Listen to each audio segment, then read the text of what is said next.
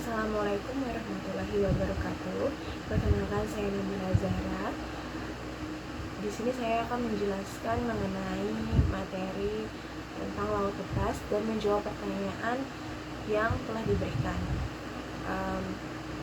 Saya mulai dengan pembahasan awal kita, yaitu dengan materi laut lepas. Jadi, apa sih laut lepas? Laut lepas itu merupakan wilayah laut yang terbuka bagi semua negara dan tidak berada di bawah kedaulatan negara manapun. Kemudian definisi dan pengaturan laut lepas ini sudah diatur di dalam Konvensi Hukum Laut Perserikatan Bangsa-Bangsa 1982 atau kita kenal sebagai UNCLOS 1982, tepatnya pada pasal 86. Kemudian laut lepas itu memiliki beberapa karakteristik, 3 diantaranya yaitu terbuka bagi semua negara. Semua negara di sini dapat dikatakan adalah semua negara, baik yang negara berpantai ataupun tidak berpantai, sama-sama memiliki hak untuk memanfaatkan sumber daya di dalam laut lepas, tapi mereka harus memanfaatkan laut lepas dengan tujuan damai. Kemudian yang kedua adalah bebas dari kedaulatan negara. Tidak ada satu negara pun yang memiliki kedaulatan atas laut lepas. Yang ketiga, itu diatur oleh hukum internasional. Penggunaan laut lepas itu tetap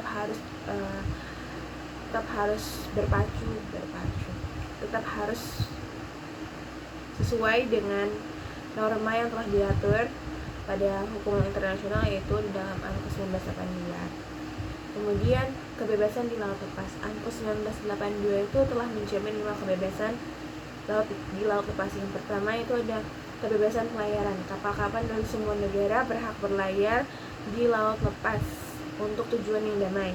Kemudian yang kedua adalah kebebasan penerbangan. Pesawat udara dari semua negara berhak melintas di atas laut lepas untuk tujuan yang damai. Yang ketiga itu adalah kebebasan untuk meletakkan kabel dan pipa di bawah laut. Negara-negara berhak meletakkan kabel dan pipa di bawah laut lepas untuk tujuan komunikasi dan transportasi. Yang keempat, kebebasan untuk memancing. Jadi negara-negara berhak menangkap ikan di laut lepas dan dengan memperhatikan prinsip-prinsip pelestarian sumber daya hayati laut. Terus yang kelima itu adalah kebebasan untuk melakukan penelitian ilmiah. Jadi negara-negara yang ingin melakukan penelitian ilmiah di laut lepas itu tetap memiliki hak untuk melakukan penelitian tersebut. Kemudian tentang pengelolaan sumber daya laut lepasnya. Sumber daya laut lepas seperti ikan, mineral itu merupakan milik bersama umat manusia. Jadi pada UNCLOS 1992 menetapkan rezim pengelolaan sumber daya laut lepas yang bertujuan untuk memastikan pemanfaatannya secara berkelanjutan dan adil. Kemudian kewajiban negara di laut lepas. Apa sih kewajiban negara-negara untuk di dalam hal laut lepas ini? Yang pertama itu negara-negara wajib mencegah pencemaran laut dari kapal-kapal di bawah benderanya. Yang kedua itu melindungi sumber daya laut lepas. Yang ketiga, menindaklanjuti kegiatan ilegal yang berada di laut lepas seperti pembajakan, penangkapan ikan ilegal dan lain-lainnya. Yang keempat itu bekerja sama dengan negara lain dalam pengelolaan laut lepas. Kemudian kita menjawab pertanyaan pada artikel yang telah diberikan, yang dimana pertanyaannya adalah apakah penangkapan yang dilakukan oleh TNI Angkatan Laut di laut lepas ini terjadi, apakah sah menurut hukum laut internasional. Jadi ini mengenai perbudakan ya teman-teman. Saya menjawab pertanyaan ini jawaban saya adalah sah. Kenapa? Berdasarkan hukum laut internasional, khususnya pada Konvensi Hukum Laut Perserikatan Bangsa-Bangsa 1982 atau UNCLOS 1982 itu mengatur berbagai kegiatan di laut lepas termasuk penangkapan di kapal.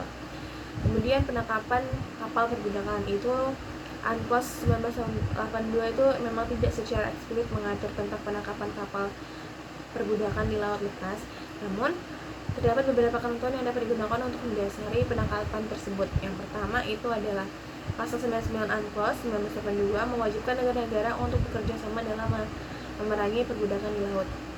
Yang kedua adalah Konvensi PBB tentang penindasan perdagangan orang dan eksploitasi orang lain atau Palermo Protocol, di mana melarang perbudakan dan perdagangan manusia dan mewajibkan negara-negara untuk menuntut pelakunya. Kemudian yang ketiga, custom internasional. Telah ada praktik lama di mana negara-negara menangkap kapal yang telah dicurigai terlibat dalam perbudakan di laut lepas. Kemudian penangkapan yang dilakukan oleh TNI Angkatan Laut tersebut dalam kasus ini, TNI Angkatan Laut itu dapat berargumen bahwa penangkapan kapal perbudakan tersebut sah berdasarkan beberapa alasan.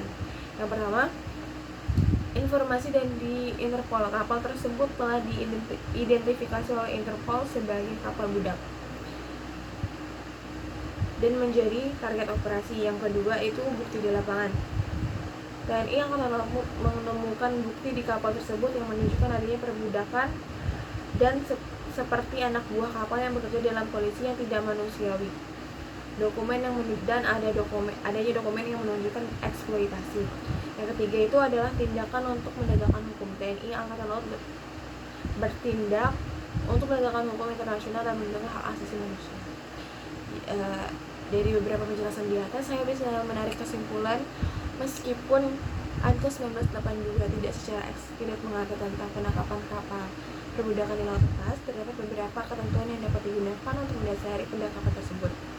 Kemudian dalam kasus ini, penangkapan yang dilakukan oleh TNI Angkatan Laut dapat dikatakan sah menurut hukum laut internasional karena memiliki alasan yang kuat untuk melakukan penangkapan. Berdasarkan informasi Interpol, informasi yang didapatkan dari Interpol dapat menunjukkan bahwa terdapat bukti yang cukup bahwa kapal tersebut terlibat dalam perbudakan. Kemudian ada juga bukti di lapangan di mana terdapat warga negara Indonesia dalam kapal tersebut dan kewajiban untuk menegakkan hukum internasional dan melindungi hak asasi manusia. Kemudian oleh karena itu, penangkapan kapal tersebut oleh TNI Angkatan Laut kemungkinan besar sah menurut hukum laut internasional. Sekiranya baik, itu sekalian menutup video saya pada malam hari ini. Apabila ada kesalahan kata, saya mohon maaf. Assalamualaikum warahmatullahi wabarakatuh.